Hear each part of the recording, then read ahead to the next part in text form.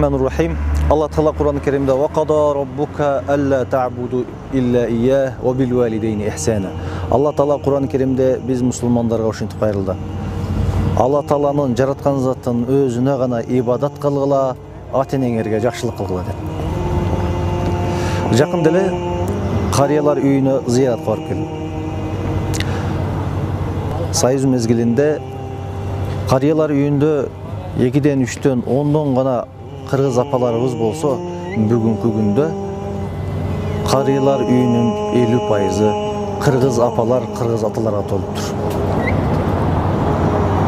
Ушул видеороликти көргөндөн кийин биздин ата-энелерге болгон мамилебиз 100% өзгөрөт деген үмүтүбүз бар.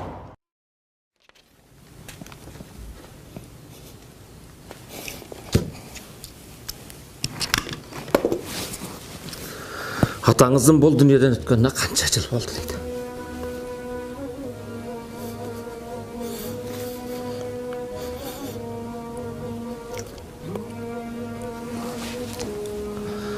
Марқұм атам бұл дүниеден өткөнүнө быйыл Рамазандын 5-inde 9 жыл болот.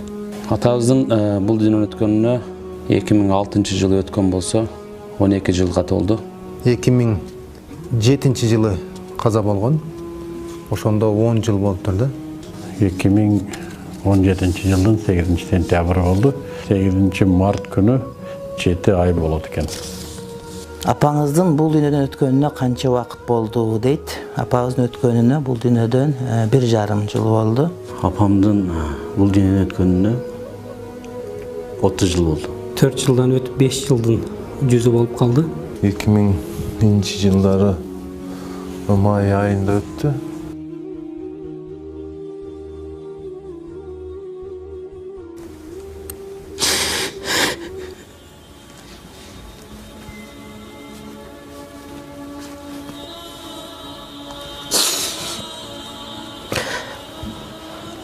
Мен жаш болсом деле апама мен сөз берет элем. Мен чоңойгондо апа мен айткам, мен башка үй салам. Айттым го, бул илгери үй салганда мен үйлөрдүн дубалдары мен текчелер көп болгондо. Ошондо айтат элем, бул эмне кереги бар бул текчелердин апа десем, силерге кереги бар балам. Тетрадыңды коесуң, сумкаңды коесуң, кийимиңди коесуң депчи. Ошол мен жаш болсом керек, бир 7-8 жашар, 7 жашар болсом, мен мектепке барганмын да. Айтат элем да, мен чоңойгондо башкача үй салам. Апа, мен мындай текче кылбаймын. Мен шифонер, шкаф коюп, ошондо кийимдер сала турган коемун деп айтчумун да. Өкүнгөнүм ачылык амалына алып барып келсем деп аябай көп ниет кылчу элем. Тилекке каршы тагдыр, Кудай Тааланын тагдырына моюн сунабыз. Түбөлүктүү ата-энемдин жанында болом деген чоң ниетим бар эле. Дайыма кызмат кылам деген чоң ниетим бар эле. Бирок адам баласы чоңоюп, өзүнчө турмушка баягы жол тартып кадам таштай баштагандан кийин бизде турмуш шарт ошондой болуп калды. Биз айыл жерден, ата-энебизден алысыраак боло баштадык да. Бүгүн кээ бир нерсесин ойлосуп өкүнөм, эмне үчүн ошол кезде аткарбадым деп. Атам баягы өтүк масты деп коет. Ошондой өтүк масты тиктирип, ошо чоң атабыздын чепкенин берип, ушуну кийип хутбага чыксаң деп жөнөтүп бериптир. Ооба, мен жаштык кылып аны эч кийген жокмун. Атамдын чепкенин бир жолу кийип, жума хутбага чыгып койсоң болмок. Ал жерде жума хутбасы деп катердин анча-мынча чыгат элем. Ошол жерде мен көргүм келди атамдын чепкенине. Бүгүн өкүнөм, жарашпаса да, эски болсо да бир кийип калбапмын. Мага окшоп башка балдар өкүнүп калбасын, бүгүн атаңардын тирүү көзүндө айткан нерсесин кубантып бир жолу болсо аткарып койгула. Мен bir işte кечигип калдым. Ушул менин арманым. Мен атамды ажыга алып бара албай калдым. Өзüm atama kızmat kıl alбай калдым. Ажыга. 3-көдөй чалды 7 улу ортого алып тооп кылганын көрсөм, Кабаны тегерегенден 7 өмүрүм сыздайт. Атам менен отуруп көптөгөн жакшы бир иш-чараларда бирге болуп отурсам, атамды каалайт элем мен неберелерине бүгүн жакшы бир батасын берип, ала деркелетип отурушун каалачумун, бирок Аллахтын тагдырына баш ийебиз, баарыбыз мусулманбыз. Ушунчалык бекем инсан болгондон мен бүгүн атамдай боло албайтам.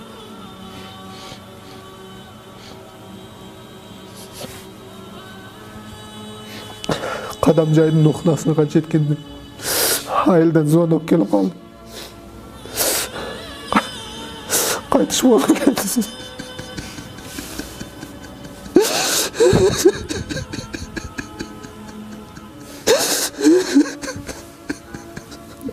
Ошол маселе бүгүнкү күнгө чейин жүрөгүмдү.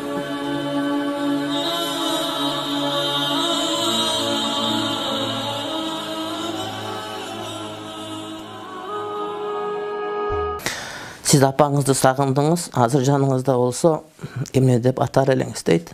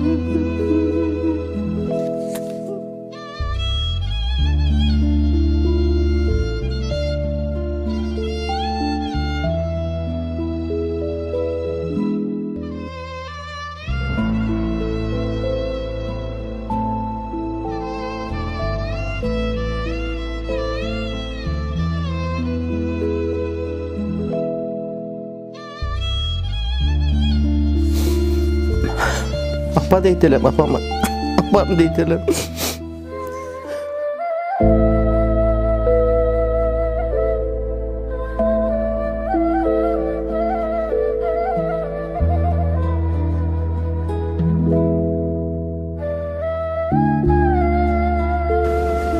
Жанында болсо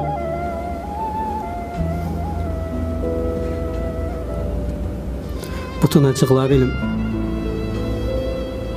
Апа деп кучактап жыттар элем.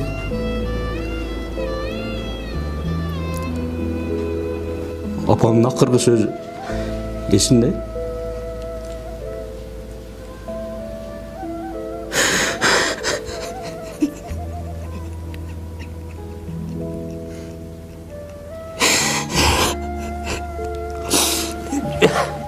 Бишектен ооруп, операция болуп баргандан кийин биз жаш элек.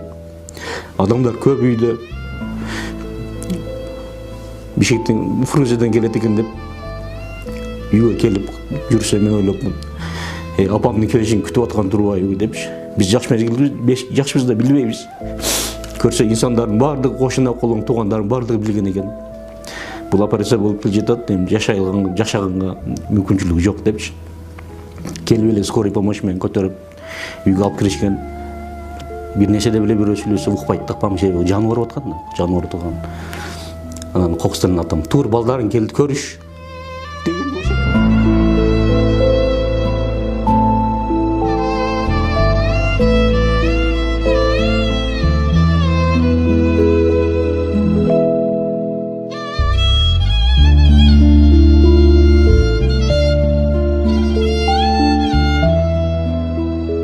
Ene bizdi törödü. 9 ay kursanda götürüp yürüdü. 2 yıl ak sütün berdi.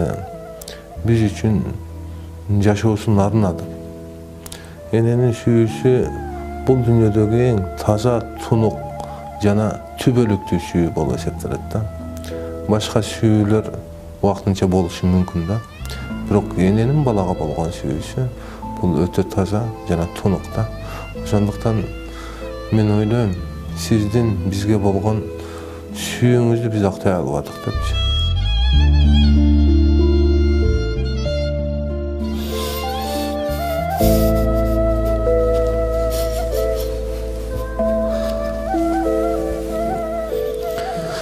Siz atаңızды сағындыңыз, hazır canınızda bolsa.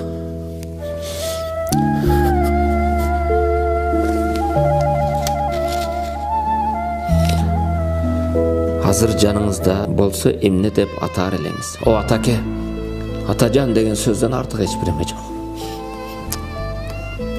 Atamды сағындым ова.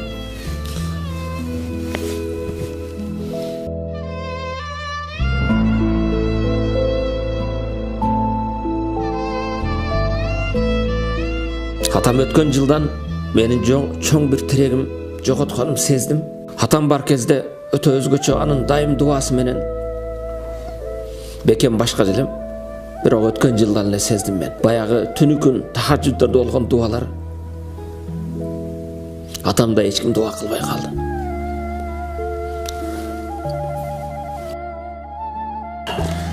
Siz atаңızды сағындыңыз, азыр жаныңызда болса мереге тар элеңиз.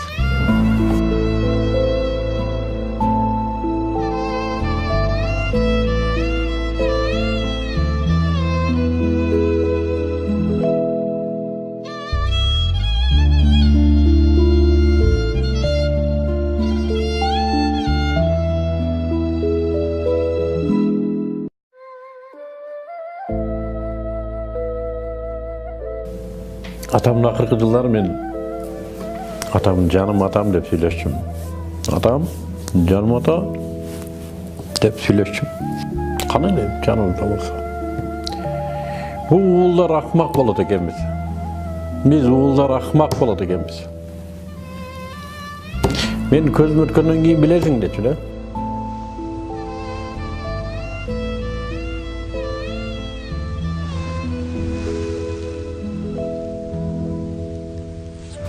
Адатта атам ошол короо жактан келип алам деп чакырчу. Ошол балам деген сөзүн сагынып келем.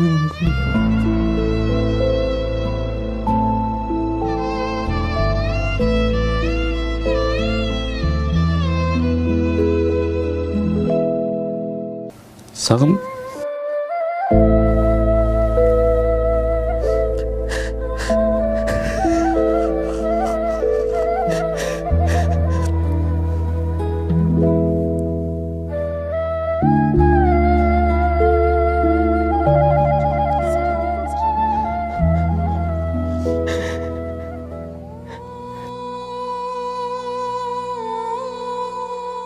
эч убакыт кайшы айтпагыла дейт элем. Колдон келишинче апага кызмат кылыш керек, апанын атилин алыш керек. Апа инсан пенде, ал кемчилик келтирет, ал дагы кетирет. Бирок ал апа, ошондуктан мен айтат элем, апалар дайыма тезде телефон чалып туруш керек. Колдон келген азыраак нерсе менен да сүйүнүп туруш керек. Анткени апалар бизден көп нерсе талап кылбайт да. Кээде биз аялдарыбызга, балдарыбызга бөлгөн каражаттан, бөлгөн көңүлдөн дагы андан 10 эсе аз нерсе болсо дагы бирок көңүл бөлө турган болсо апалар кадимкидей алар сүйүнөт. Бизди апабыз эч ким аябайт, башка бир туугандар, башка досторубуз. Эч ким апабыз чарык бизди аябайт. Ошондуктан апабыз көзү тирүү убагында колдон келген кызмат аткарыш керек. Канчалык кызмат кылсаң деле баары бир апа өтүп кеткенден кийин адам өкүнүп калат экен дейт элем. Апасы барлар бактылуу адамдар. Ата энесинин көзү барында ошолорду бактап билиш керек, сыйлаш керек, урматташ керек. Кийин бир убакыт келет, өкүнүп каласың. Дайым көңүлүн көтөрүп, жакшы сөзүн арнап, жакшы белегин берип, белек кандай болбосун, кымбат болобу, арзан болобу, деги эле ошол апабызга кандай белек бербейли, кандай бир нерсе алып бербейли, чындыгында апа ошол баланын жакшылыгын, жакшы сөзүнө, жакшы мамилесине аябай муктаж, чындыгында көргүсү келет. Энеси бардын өрөсү бар. Энең эгерде бул дүйнөдө тирүү боло турган болсо, бейиштин туткасы сенин колуңда. Ошондуктан биз энебизге жакшы мамиле кыла албасак, күнүгө 50 убакыт намаз окуйлу, 365 күн орозо туткармайлы. Бирок энебизге татыктуу кызмат кыла албасак, бейиштин жытын жыттабашыбызда биздин динибиз үйрөтүп турат да. Ошондуктан мен ойлойм, ушул ибадаттын туу жоксу энеге кызмат кылуу болсо керек да. Бүгүн энеси барларга мен айтат элем, бүгүнкү мүмкүнчүлүктү туура пайдалан. Энеңе кызмат кылып, Кудайдын ыраазычылыгын тап деген. Бүгүн мени көргөн мусулман бир туугандарыма айтарым, тирүүдө сыйлайлы, урматтайлы. Кээде насаат айтса, капа болуп, кээде жактырбагандай эме кыласыз. Атадан артык эч ким болбойт. Ата эч качан жаман болуңду каалабайт. Жашоодо ата дайым өзүдөн да жогору, өзү жетпеген ийгиликке жетсин дейт. Атанын ыраазылыгында Алланын ыраазылыгы. Ата ыраазы болбоюнча Аллах Таала ыраазы болбойт. Атасы тирүүлөргө айтарым, сыйлагыла, урматтагыла, алкыш батасын алгыла. Эртең күнү өкүнүп калбастан ошол колубузда бар алтындын эмес, алтындан да кымбат болгон ошол улуу инсан, ата деген инсандын батасын алып, ыраазычылыгын алууга үндөп кетмек элем. Ата эне бар болсун, бар болгондорго айтар элем. Кадырына жетсеңиздер, атаны уксаңыздар, арды дебесеңиздер, көңүлүн алууга аракет кылсаңыздар, себеби алардын дагы өмүрү канча калганын билбейбиз. Мен жалпы атасы барлар, энеси барлар бактылуу инсандарсыздар деп айтам. Кадырлап калыңыздар, сыйлап калыңыздар. Анткени бул ата энелер чындыгында бүгүн сиз менен биздин кызматыбызга муктаж болуп отурушат. Аллах Субхану ва Таала атага бир нерсе берген. Ал эч кимде жок. Ата уулга дуа кылса, Аллах Таала пардасыз кабыл кылат. Ушуну атага берген. Эгер уулуна наразы болсо, этеги көчүгүнө жетпей өтөт ал бала. Президент болсо да.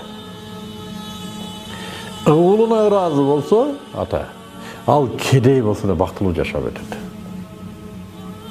Мен мына биздин кыргыздын кайрадан намазга кайтып, кайрадан дин менен жашап атканын айтам. Ушу аталар дуа кылган экен бизге бир кезде деп айтам.